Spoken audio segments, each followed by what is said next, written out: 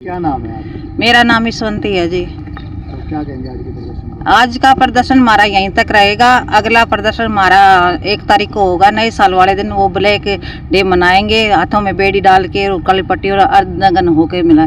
क्या इतनी बड़ी मांग है हमारी जो सरकार पूरी नहीं कर रही? कितनी बड़ी मांग है? 3 महीने से एजी के फाइल पड़ी है, वो कह रहे हैं कितना टाइम लेंगे, बताओ कितना टाइम लेंगे। 7 महीने हम रोड पर हो गए बैठे ना। ये आज तक उनकी सरकार को ये पता नहीं है कि ये किस चीज के लिए बाहर निकले हैं। अपनी बहन बेटियों को एक दिन बिठा कर देखो रोड पे किस तरह बैठा जाता है, किस तरह रहते हैं। इतना शौक तो हमें भी नहीं होगा, अपना घर छोड़कर हम यहाँ तक बैठे हैं। अब शौक है, शौक में कोई यहाँ नहीं उतर का, तो इतनी दूर पैदल चल के आए हैं, फिर भी इतना नहीं हो रहा कि इनके साथ में बात तो कर ले। क्या बात है, किसको क्या ठेकेदार इतना बड़ा हो गया?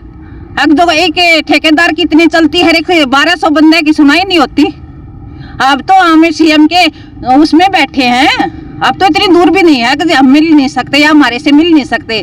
का गोली ले रहे हैं या और कुछ ले रहे हैं? हम क्या ले रहे हैं? हम सिर्फ मिलने की मांग तो कर रहे हैं। इससे तो बड़ा इतना जुल्म कर रखा है, जितना जुल्म तो शायद आज तक ठेकेदार ने भी नहीं किया होगा। सरकार भी मांग रहे हैं हम, एक छोटी ही नौकरी तो है आज के कारण की, इसमें भी इतना हो रहा है, तो हमें कितनी मेहनत करनी पड़ेगी पक्की के लिए। क्या नाम आपका? मेरा नाम ईश्वंती है जी। साहब से बातचीत हुई, क्या मीटिंग में निकला? आप सभी पत्रकारों का और प्रशासन के अधिकारियों का बहुत बहुत धन्यवाद, जो कि हमारा पिछले दिन ही हमने सरकार का पुतला फूंका था, सरकार को जगाने का काम किया था। जो कि मैं गुरजंट सिंह खालसा, भारतीय किसान यूनियन चढ़ूनी, और हमने इन कर्मचारियों को समर्थन दे रखा है। पिछले दिन ही सीएम हाउस पे इनके साथ जो कि बहुत ज़्यादा दुर्व्यवहार हुआ, लेकिन हम उसको भी संज्ञान में लाना चाह रहे हैं सीएम साहब के। और जो ऐसे सीएम का क्या फ़ायदा, ऐसे अमीर बंदे का क्या फ़ायदा जिसका पड़ोसी भूखा सोता हो, ऐसे राजा का क्या फ़ायदा जिसकी प्रजा ठंड में सड़कों पर बैठी हो, ऐसे राजा का क्या फ़ायदा। तो मैं सीएम साहब से ये आह्वान करना चाहता हूँ कि जो आपके जो एहलकार हैं, आपके जो आगूकार हैं सीएम खट्टर साहब, जिन्होंने 2021 में ये पॉलिसी लागू की थी और ठेकेदारों ने 2022 में ये ठेका प्रथा शुरू कर दी। पहली बात तो उनके ऊपर जो है कड़ी कार्रवाई होनी चाहिए।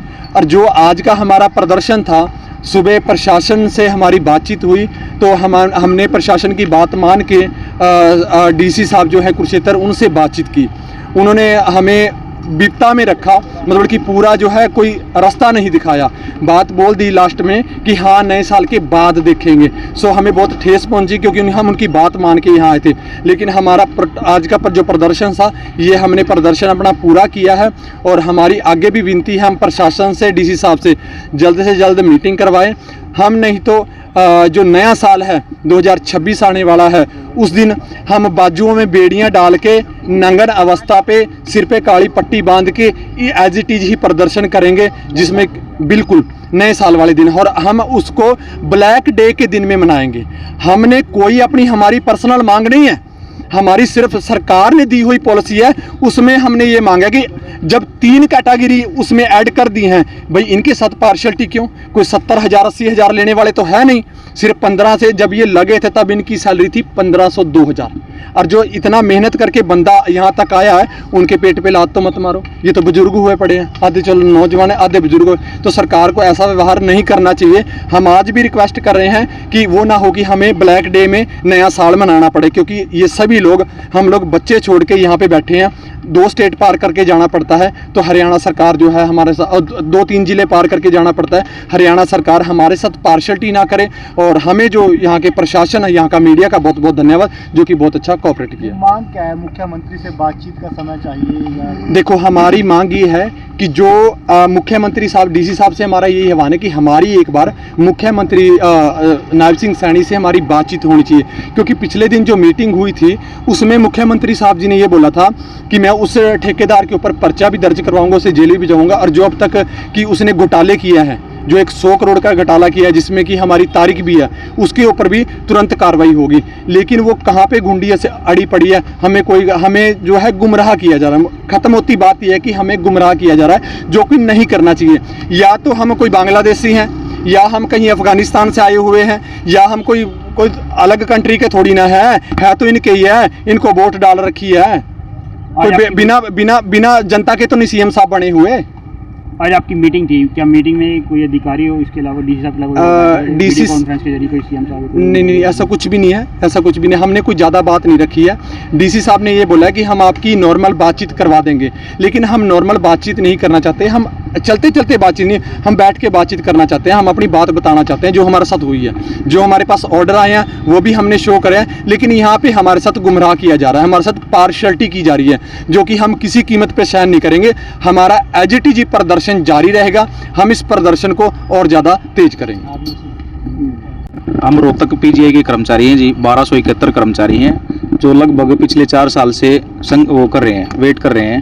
भाई हमारी 3 कैटेगरी थी, जो सफाई वाले हैं, सिक्योरिटी गार्ड हैं और जो फार्मासिस्ट हैं। उनको सरकार ने जब पॉलिसी आई थी 2021 में, उनके ऊपर लागू कर दी।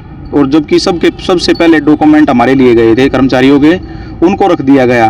तो मतलब 2021 से लेके हम भी मतलब पूरा सीएम साहब से मिलते रहे हैं जी, हमारा भी करवा दो, हमारा भी करवा दो HKNY पोर्टल। हम क्या नाम लेते हैं, हम जैसे लगातार मिलते रहे।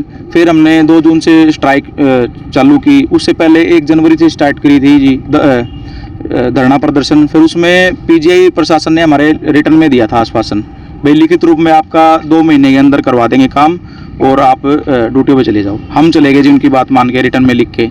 उसके बाद 6 महीने बाद हमने फिर से दोबारा स्ट्राइक स्टार्ट की। उसके बावजूद भी अब तक 8 महीने हो चुके हैं। 4 महीने रोहतक में बैठे। फिर हम करनाल प्रशासन ने हमारे को आश्वासन दिया था 1 हफ्ते का, उनके ऊपर भी हम विश्वास करके रिटर्न में दिया था। उनके ऊपर भी हम विश्वास करके 2 महीना 10 दिन बैठ के आगे करनाल में, उसके बाद हम चले हैं। अब यहाँ कुरुक्षेत्र प्रशासन भी हमारे साथ ऐसा ही कर रहा है। भाई कितना विश्वास करें, किसके ऊपर विश्वास करें? करनाल प्रशासन ने तो हमारे जी करनाल प्रशासन ने तो हमारे मतलब 1 हफ्ते का आश्वासन दे के और 2 महीने 10 दिन बिठा दिया। अब कितना वेट करें हम? तो आपने कहा 3-4 कैटेगरी थी, आपकी कैटेगरी कौन सी? हमारी है जी बैरर है और जी इलेक्ट्रीशियन है और डाटा ऑपरेटर है, लिफ्ट ऑपरेटर हैं और माली, धोबी, टेलर, कुक, ड्राइवर, ये अन्य तरह की पोस्ट है जी। 6-7 पोस्टें हैं हमारी। कितने कर्मचारी हैं अभी? लगभग हम 1271 कर्मचारी हैं जी। हम यही कह रहे हैं कि भाई जो खट्टर साहब सीएम थे उस टाइम उन्होंने पॉलिसी लागू की थी। हम तो ये नहीं कह रहे भाई हमारे को पक्का करो, हम तो ये कह रहे हैं जी हमारे को भी HKNY में शामिल कर लो।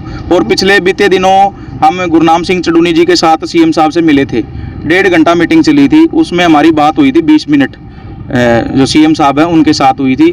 तो सीएम साहब ने कहा था कि भाई मैं जो ठेकेदार है उसके ऊपर FIR भी दर्ज कराऊंगा और जो आपका काम बहुत ही जल्दी हो जाएगा। और हम चडूनी साहब ये बोल के आए थे सीएम साहब को जी इनके साथ एक बार मीटिंग कर लो, क्योंकि सीएम साहब देखते हैं भाई पूरा हरियाणा देख रहे हैं सीएम साहब। उनको ये तो है नहीं भाई ये पीजीआई वाले कर्मचारी हैं, भाई जो उनको गाइड कर रहे हैं, जो OSD हैं, उनकी ड्यूटी लगाई थी सीएम साहब ने, भाई इनको ही बुला लो। और जो पीजीआई प्रशासन जो गलत रिपोर्ट बार बार भेज रहा है सीएम साहब के पास, तो हम ये चाहते हैं भाई उनको भी बुला लो और हमें भी बुला लो, तो बात बीच में बैठ के हो जाएगी। पिछले अब एक बात बताओ, अब ये कुरुक्षेत्र प्रशासन ये कह रहा है कि भाई आपकी फाइल AG के पास है। मैं आपसे पूछना चाहता हूँ कि भाई AG भी तो सरकार का ही होता है, एडवोकेट जनरल सरकार का होता है। सरकार चाहे तो रातों रात क्या नहीं हो सकता। और हम अगली कॉल जो हमारी है 1 तारीख को ब्लैक डे बनाएंगे हम अदनगन व्यवस्था में, और जो है काली पट्टी बांध के, और जो बेले हैं वो। तो कितना नुकसान हो रहा है अगर ठेकेदार के? जी मैं नुकसान की बता देता हूँ आपको। कितना डिफरेंस? डिफरेंस इसमें पूरा है जी। उसमें फाइनेंस रिपोर्ट भी जा चुकी है हमारी, मतलब पूरी फाइल क्लियर है। 41,41,000 सालाना बचत है अगर हमारे को HKNY पोर्टल में कर देते हैं। ठेकेदार में तो नुकसान है, ठेकेदार से तो सरकार को फालतू जा रहे हैं 41,41,000। आपको हम जो फाइनेंस रिपोर्ट है वो भी प्रोवाइड करा देंगे। उसमें भी उन्होंने बोल रखा है कि भाई नुकसान है इनको भाई ठेके में।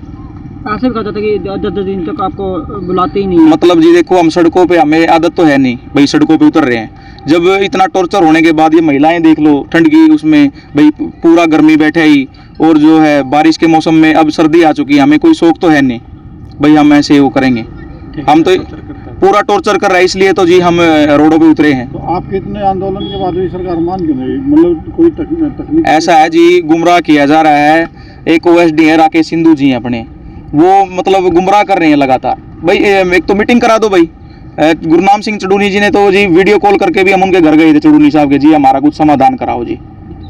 तो उन्होंने जो अपने राकेश सिंधु जी हैं उनके वीडियो कॉल करके भी दिखाया जी, इनकी एक बार मीटिंग करा दो भाई, कहाँ बातचीत अटक रही है, कहाँ नहीं अटक रही है, भाई कौन गुमराह कर रहा है जी आपको। एक बार आमने सामने बैठ के बातचीत हो जाए, उसमें तो फिर फर्क होता है ना भाई, क्या पता गलत गाइड वो कर रहे हो। तो ये है जी।